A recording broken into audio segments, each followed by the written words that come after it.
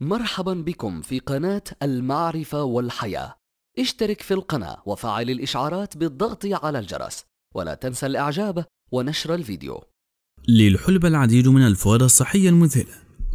فما هي فوائد الحلبة للدورة الشهرية بصفة خاصة؟ ما الذي يساعد على نزول الدورة الشهرية؟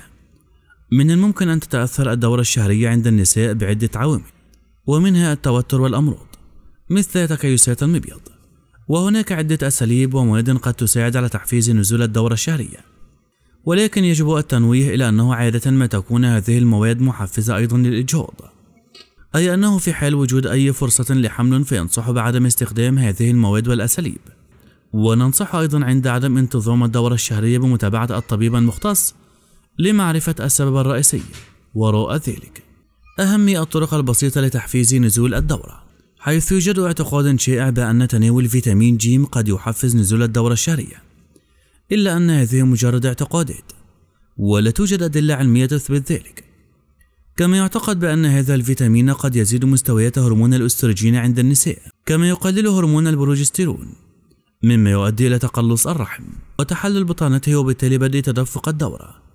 ولذلك يمكن تناول مكملات هذا الفيتامين أو تناول الأطعمة الغنية به مثل الحمضيات والسبانخ والفلفل الأحمر والفلفل الأخضر وغيرها من المصادر.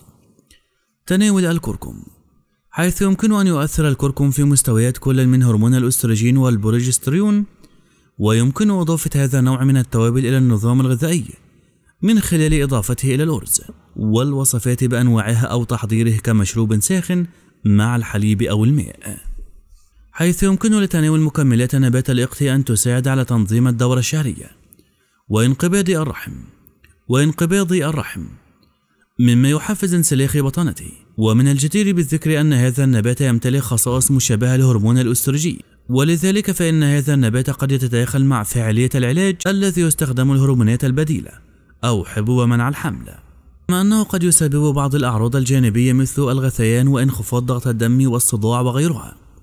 شرب الزنجبيل، إذا استخدم الزنجبيل كعلاج شعبي لتحفيز الدورة الشهرية، وذلك لأنه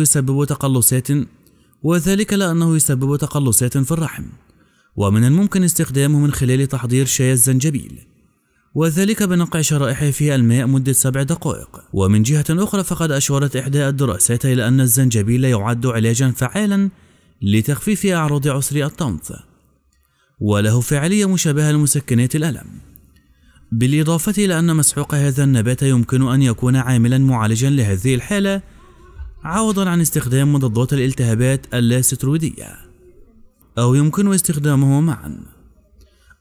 استخدامهما معا. شرب شاي القرفة، حيث تعد القرفة من التوابل التي تحفز انقباض الرحم، ولذلك فإنها من الخيارات الجيدة لتحفيز بدء نزول الدورة، ويمكن لتناولها أن يقدموا الدورة بمقدار يوم إلى يومين. ومن الجدير بالذكر أن تحضير مشروب القرفة يكون بإضافة عيدان القرفة إلى الماء وتركها حتى تبرد ثم تناولها. بالإضافة إلى ذلك فإن هذا النوع من التوابل يساعد على تخفيف التشنجات المصاحبة للدورة الشهرية وتخفيف الصداع والتقيؤ والغثيان والتوعك. كما يمكن لتناولها بشكل منتظم أن يساهم في علاج عدم انتظام الدورة الشهرية، وذلك لأنها تقلل من مستويات هرمون البروجسترون وتزيد مستويات الأندروفين مما يعزز الدورة الدموية، حيث يمكن أن يحفز تناول البقدونس بدء تدفق الدورة الشهرية.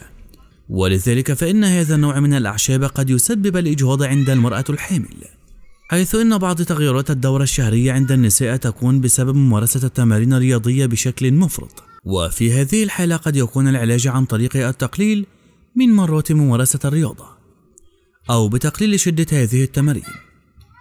ومن جهة أخرى فإن التوتر قد يكون سببا آخر، لذلك فإنه من المفيد تعلم طرق للسيطرة على التوتر.